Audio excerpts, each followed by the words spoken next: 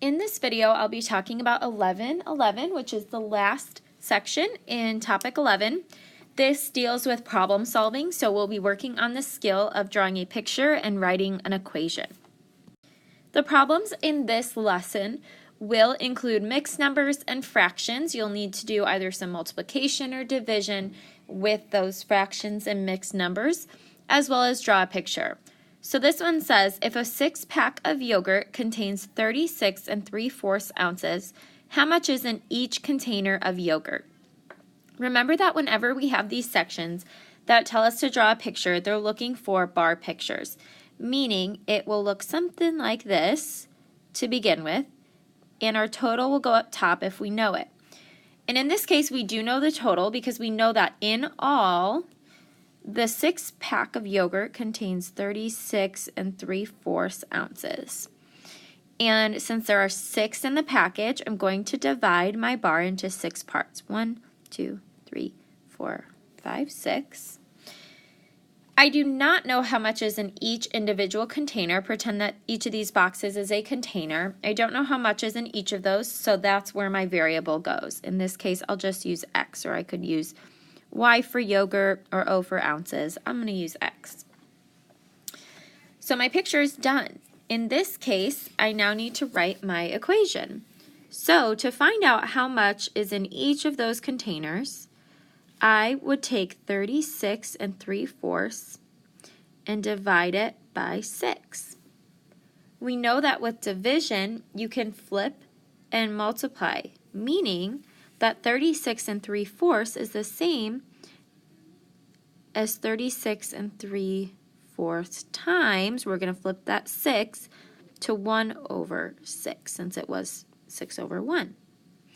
Now we can use what we learned about multiplying with mixed numbers to solve this. I'm going to turn my mixed number into an improper fraction. So first I need to do 4 times 36. 4 times 6 is 24, 3 times 4 is 12, plus 2 is 14.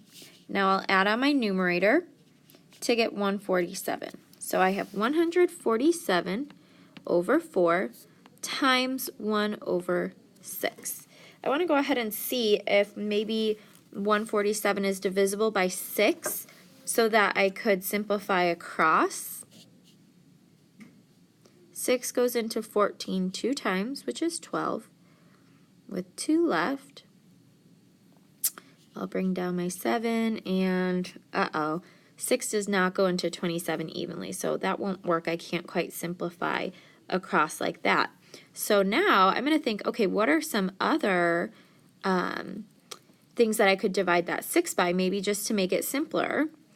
And maybe we can't, but let's try one more time. Let's see. 6 is also divisible by 2. Now I know 147 isn't divisible by 2 because all numbers that are divisible by 2 end in an even number. This ends in an odd number. I know that 6, though, is also divisible by 3, so I'm going to try that next. 147 divided by 3. 3 goes into 14 4 times, which is 12. I have 2 left, so I'll bring down my 7, and this works out nicely because 3 goes into 27 evenly, 9 times. So that means that down here I can simplify and say 3 goes into 6 twice, and based on what we did up here, 3 goes into 147 49 times. So this just makes our life a little bit easier. So now I'm going to multiply across. 49 times 1 is 49. 4 times 2 is 8. Now I'm going to clear myself a little bit of workspace up here because I'm going to need to divide that to get a mixed number again. Remember, with multiplying mixed numbers, we turn it into an improper fraction and then back to a mixed number at the end. So when I divide that by 8, I know 8 can't go into 4, but it goes into 49 6 times, which is 48, with a remainder of 1. So I would write that as 6 and 1 over 8. That would be my final answer.